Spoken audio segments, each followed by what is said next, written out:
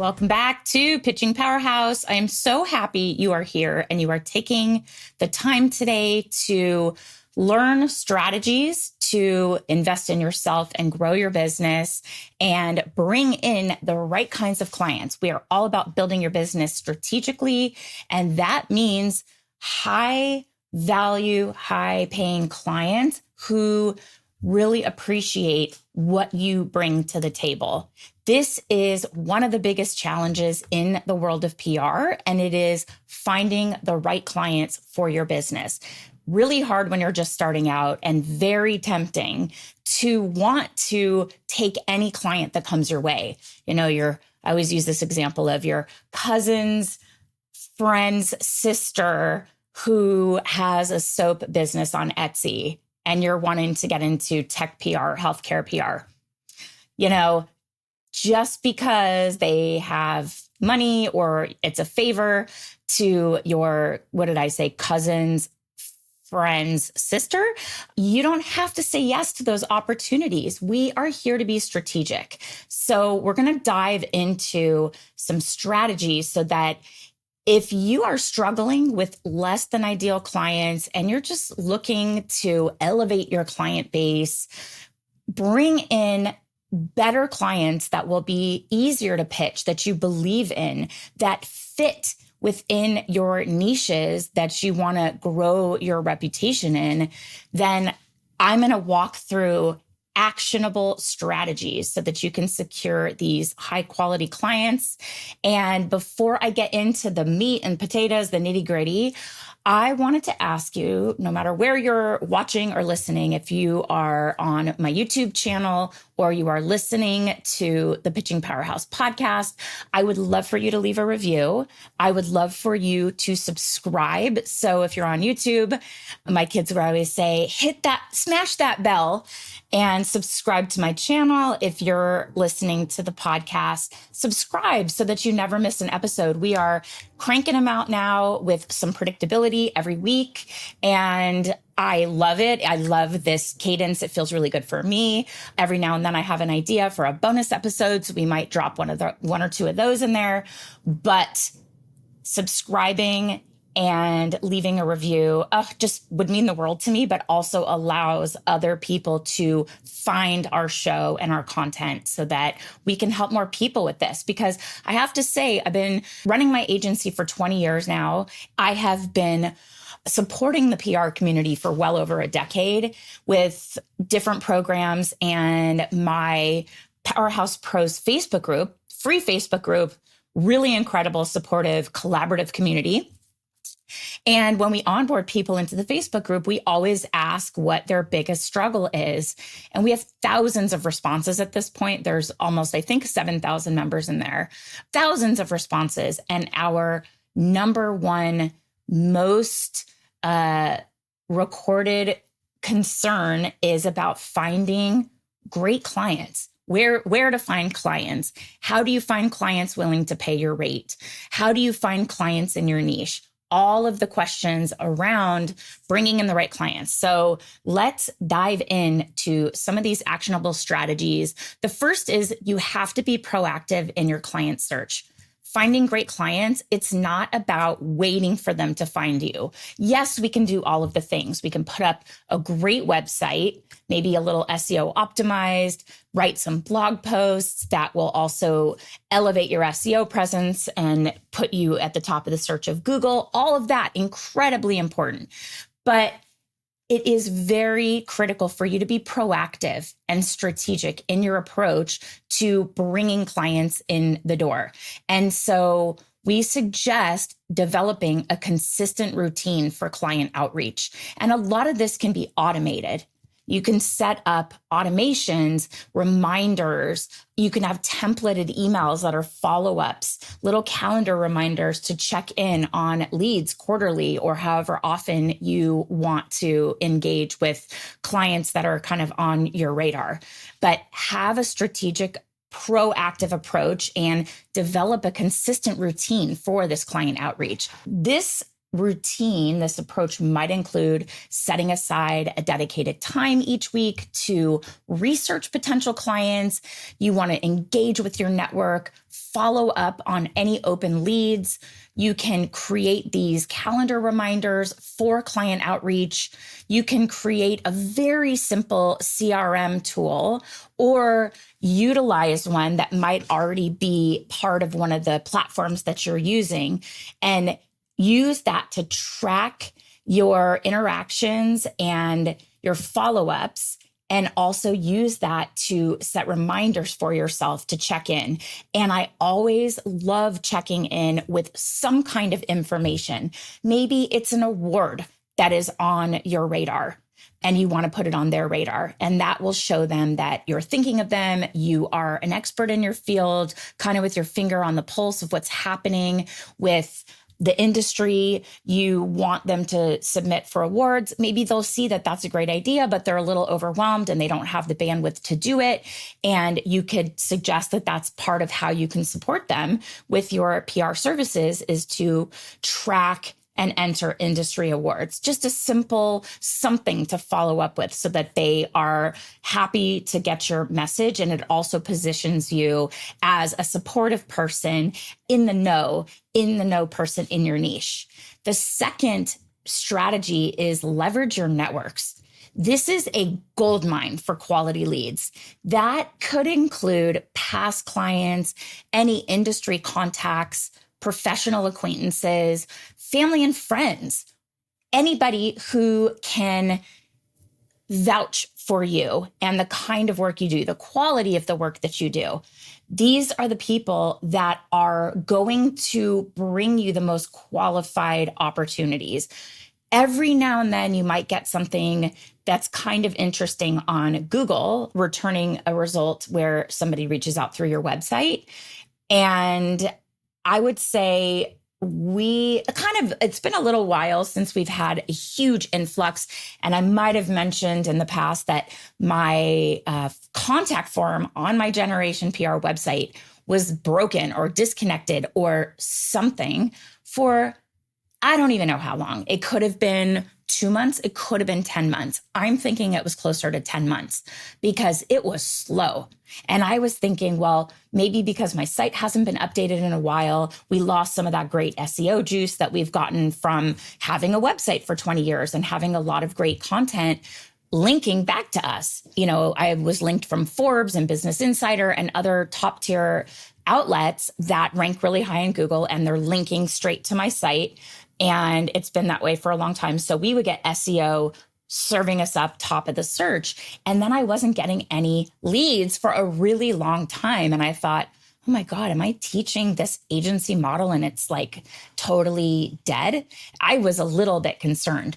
But then I had a lead who said, I've been reaching out to you over your website and I haven't heard back. And I'm thinking, I didn't get anything from you. And it just clicked like, oh, no. So we checked the form, sure enough, did not get an email, and we reconnected it. But the worst part is that entire time frame. Like I said, I don't know how long it was. None of those emails were delivered, nor was the data saved anywhere. So I have no idea who reached out during that period. And it gutted me. I mean, the thought that someone would reach out interested in my services and think that I wouldn't even get back to them is like, it just makes me sick to my stomach, because I think no matter what, whomever reaches out to you, even if they're not the right fit, even if they don't have the budget, it's always a kind response. It's always a helpful response. Can I refer you to somebody? Can I refer you to a resource, something that is going to be helpful to them? Because you just want to serve no matter what. You never know, that person may ultimately get the budget to work with you, or they may know somebody who's a better fit and say, you know, it wasn't right for me, but I connected with them and they were awesome. So I would recommend them even though they weren't the right partner for us. So always, just be as helpful, supportive as possible, and make sure that your website is connected, your forms are connected. That was a really just rookie mistake on my part. I lost track of checking that. And yeah, sure enough, that happened. But the network you have built and curated and maintained and nurtured for all of these years, your educational years in college or graduate school, or even, grade school, high school, your former colleagues, your former clients, your former bosses, all of those people are more qualified to bring you leads that are a good fit for you. They know about you, how you work, they can vouch for you, and it's probably going to bring in some better opportunities for new clients than your website and organic search is going to do. So reach out regularly and keep those connections fresh. You want to offer value in your interactions, like sharing any kind of useful insight, any industry news, resources. Like I said, I love sharing award submissions that I want them to keep in mind. I just had a former or a client that they ultimately signed, but as they were in the reviewing the contract period, I was getting a little nervous because they were ready to go, but they hadn't sent back the contract edits or a signed agreement or given us a start date. And I wanted them to know that we were still helpful and supportive and thinking of them. So I was sending them all of these awards that would be a perfect fit for them. And they loved it. They told us that they really appreciated that even though we weren't officially on board, we were still supporting them however we could. And that, I believe, ultimately moved the needle in our favor, got them to agree to some of our suggestions in the contract. And now they're a client on retainer, and they're fan-freaking-tastic. Dream client, like so happy. And it really helps to be connected, engaged, and interested, just showing these opportunities that you're still in it, you're still interested in giving them the help that they came to you for, and you're the right fit. You're in the know. I love sharing stuff like that, like any kind of insights or industry changes, because it really shows that you're an authority. I always send a personalized email to former clients asking for updates on their business, maybe offer some support to them. You can also attend industry events, and definitely do not sleep on LinkedIn. Connect with people on LinkedIn. If you have a list of ideal dream clients that you would love to work with, go into your LinkedIn network and look and see who you know that might be connected to the company. And ask them, would you be willing to make an introduction? Or how well do you know this person who might be the head of, brand positioning or marketing, or the CEO or the founder, that they could make an introduction. And those connections are more valuable because they're more authentic. And, that person can say, oh, I worked with Jen and I always found her to be very responsive. We had great traction early on, they're very checked into this industry. And I feel that they could be useful to you as you're growing your business. The key here is you have to ask, right? Ask clients for referrals. Be proactive in that way. People want to help you. You have to tell them how they can help you and make it super easy for them. So you're going to write the email and say, you feel free to tweak it, if someone said, hey, would you make this introduction for me? And I'll even write the email. It's like, absolutely. Unless it's like, I have very bad, memory of working with this person, which very, very few people fall under that description, but make it super easy for them. And in the same vein of asking, you can ask your current clients for any referrals. They are a really powerful way to find quality clients.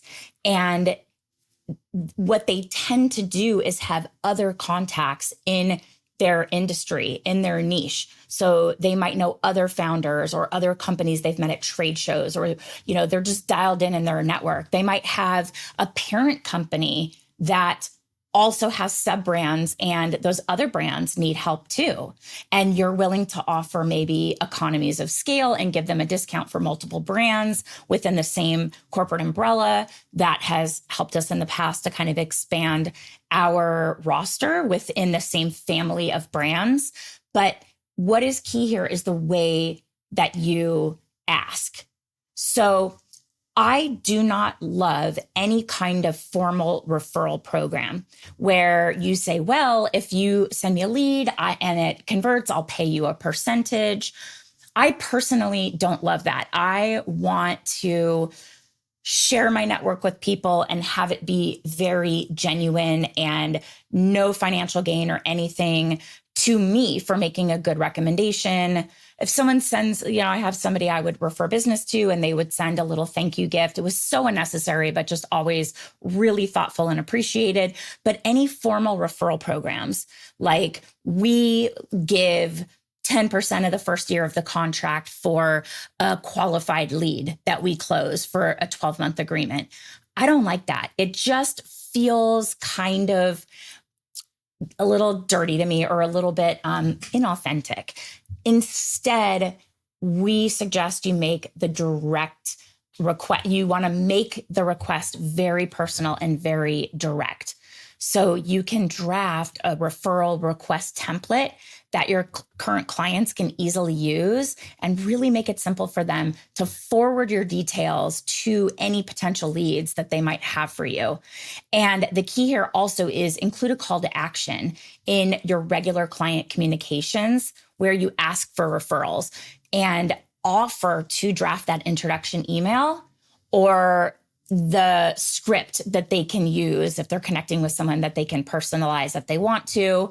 And I also recommend asking for referrals after a fantastic press win, something where they're like, wow, this was really fantastic. We're so happy. We're thrilled with this result. After everybody's like high-fiving and having a great, yay team response, maybe follow up and say, so thrilled that you're pleased with our results and services. We actually are looking for additional clients to add to our roster. And we would love to have you reach out to your network if you feel so inclined to share the results we've gotten or your sentiment of working together, because we really value your opinion and we're sure that your contacts in your network do too. Number 4, you can utilize LinkedIn for research. It is not just for networking. It is a really valuable tool for finding potential clients and companies and opportunities that would be a good fit for you. Companies you might never have heard of, or startup companies that they maybe got some funding and they're in need of your services to really kick things off. So you can use LinkedIn to search for companies in your niche and then follow them, engage with their content. Just like you do with editors, you want to make yourself seen. You want to comment, engage, like, share, repost. All of that really helps your visibility on LinkedIn. And you want to also, within those companies, look for those decision makers and then connect with them. And you don't even need to have LinkedIn's Sales Navigator. That's the paid version. You can still connect without having that tool in place. And sometimes you can add a personalized note with it. I think there might be a limit. I'm not exactly sure. They change how their free platform allows you to connect, how many connections you can have. The paid Sales Navigator does allow you to send contacts, but I don't even think you need that. You just want to connect and look for those decision makers and connect with them. And then once you are a connection with them, you can then comment on their page and share things and be cool, be in the know. Don't be weird and creepy and stalkerish, but create a list of target companies and then regularly check their LinkedIn pages for updates and opportunities, because they might post some sort of a job description, but sometimes when they're looking for a candidate, they may not find that right candidate within their budget. It is less expensive to work with an agency because when you factor in benefits and maybe tech that they have to buy or programs and platforms that they have to pay for, or, even media contact databases and things like that, when you have all of that in place, it's probably less expensive than having them hire somebody with your level of skill and experience. It's worth, if you have someone in your network, that knows that company and might be connected to the person who makes the hiring decisions, it is worth it to reach out and say, hey, I saw you guys were looking for this role. We can actually support you with that virtually through our agency. And we serve all of those functions. And I saw the salary range, our retainer is less than that. And there's no health insurance or, 401k contribution or all of the media databases and platforms they would have to pay for, and tech, and maybe an office and the phone and all of those things that come into the cost of adding a team member. So connect on LinkedIn, search, make those, actual connection requests. There's also advanced search filters if you have access to that, to find ideal clients. So you can search under different sizes of companies and different industries and how many employees they have, knowing that the more employees they have, the more budget they might have available, might be a bigger company, or they might have a team internal that you could reach out to, because we've had clients that have really incredible internal PR and marketing teams, but they still want an outside agency for those relationships and that industry insight and the database that they have access to. So look at those job descriptions as an opportunity to connect with that company, because they might just be looking for you. And then I want you to embrace cold outreach. So this is number 5. Cold outreach, do not turn your nose up at it. Do not frown on cold outreach. It is a legitimate strategy used by top professionals to connect with potential clients. They might not be aware of your services, and you're going to send a compelling, personalized message that will highlight why you're reaching out and what value you offer. And the other thing I recommend here is make that personal connection. When I say personalized message, what's your personal connection to that business, to that company? Are you a customer? Have you been using it for years? Is it the go-to gift that you give? Is it something that dramatically changed your skin, your hair, the way you eat, the way you cook in your kitchen? Whatever your connection is to that company and your passion for them, have that shine through in your cold outreach messages. Be genuine and be really clear about your intentions. I don't love hiding the fact, like if you offer them like a 15-minute strategy session, let's say, and you really intend to keep them on longer and you're not going to offer up strategic insights, you're just trying to get them on the phone and then you're going to just sell. I don't love that. Be really genuine and say, I've taken a look. If you do social media, I've taken a look at your online presence and I have some recommendations that I'd love to share with you for 15 minutes if I can get your time. And I think it will really help you increase conversions from followers to customers, or it'll really help you get more visibility, whatever that is. But if you're going to say that you are going to give strategic recommendations, then you have to give them strategic recommendations. And we don't always recommend sharing strategy because they could just take it and run it without you. Specifically, if you are creating a proposal, we love to position it more more in the realm of a capabilities deck, so that you're showing what you can do, what you have done with other clients, the results they got when they came to you with these specific needs and the solution you crafted to serve their needs. That works really well. So you don't have to develop an entire strategy and then just be like, here you go for free, take it and run. But if you say on the phone or on an email that you'd love to get on a call and talk strategy, you have to talk strategy. So be careful, be genuine, be clear about your intentions. But a cold outreach is going to land and you will get a response if you make it very personal and make that connection to yourself, your affinity for the brand, how you use the company, their products or services, and make it very genuine. So in order to do this, we recommend building a list of your dream clients and then tailor your outreach message to their specific needs, their interests. What does it appear that their goals are and their objectives by looking at your different access points to them, their website, their social media presence, their marketing, whatever they're doing over email marketing, and figure out how your services can really amplify and enhance the efforts that they're already making. Make it so that they would be a fool not to at least hear what you have to say. I mean, you're clearly a fan and you love the business. You're a fan and you're also you're a customer, but you're also a very informed expert in their niche and you have some insights that can help them. So reach out and make it kind of a no-brainer to connect with you. Make it very low risk, low barrier to entry, low bar, right? Like, I'd love to get on the phone for 15 minutes max. I promise. Like, we can set a timer and it'll be 15 and then I'm out, but I have some ideas to share with you. Something like that works very well as long as it combines with your genuine love and affinity for the brand.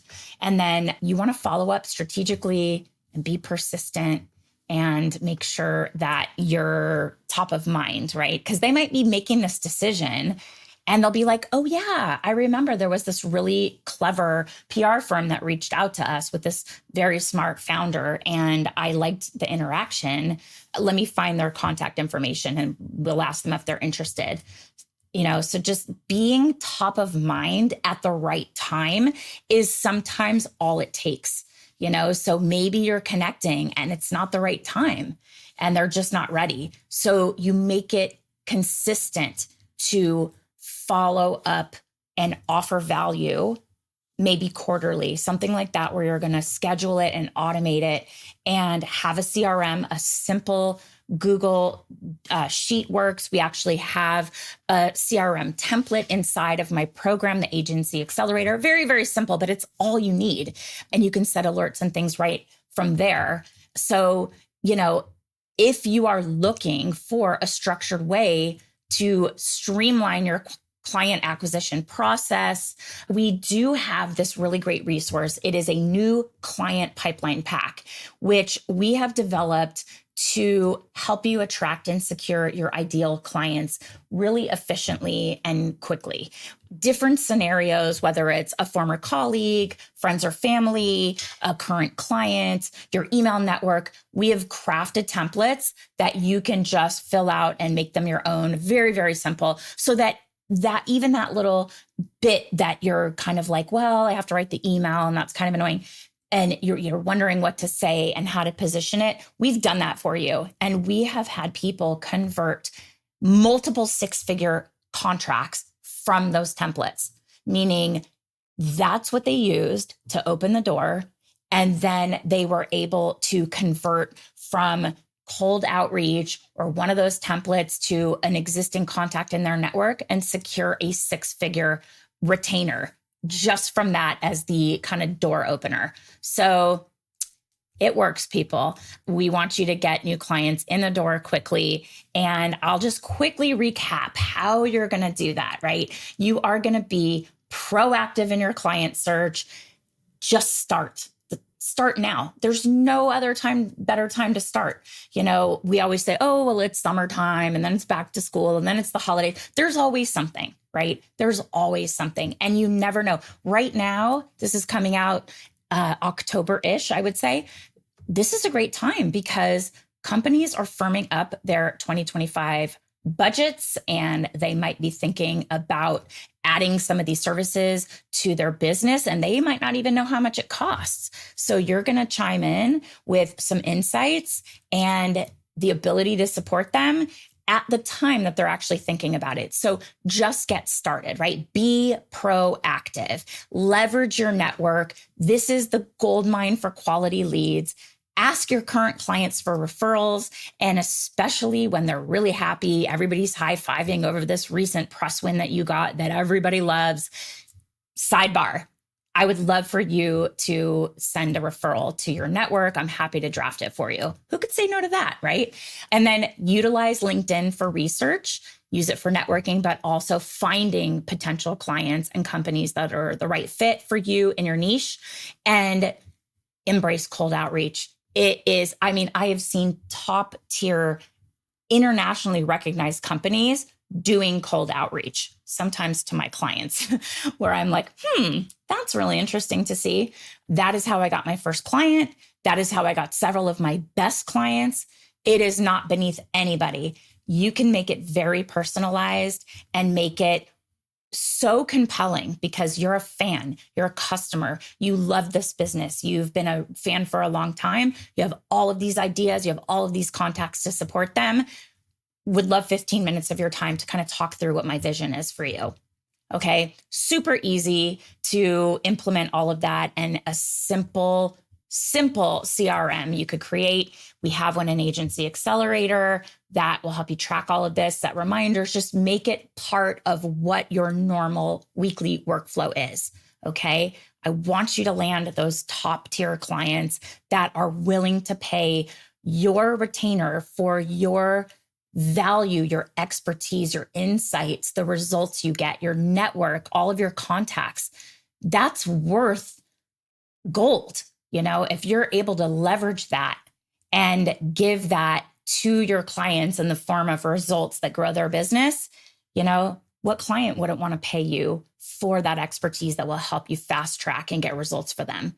So that's what I have for you. Just sometimes it's a friendly reminder from your podcast partner. I don't know what we want to call, from Pitching Powerhouse, your PR powerhouse buddy, Jen, just to say, hey, have you thought about new client outreach in a while? Maybe now's the time. So if you enjoyed the content that I shared with you today, like I said at the top of the show, don't forget to subscribe, leave a review, and share this episode with your network, because that would help me. And it would also help somebody in your network who might be needing to hear what we just shared. So until next week, stay proactive, stay connected, continue to crush it, and keep striving for those quality clients. You're going to get them in the door, and it'll help you make more while working less. That's the way we love it. All right, guys, see you next week.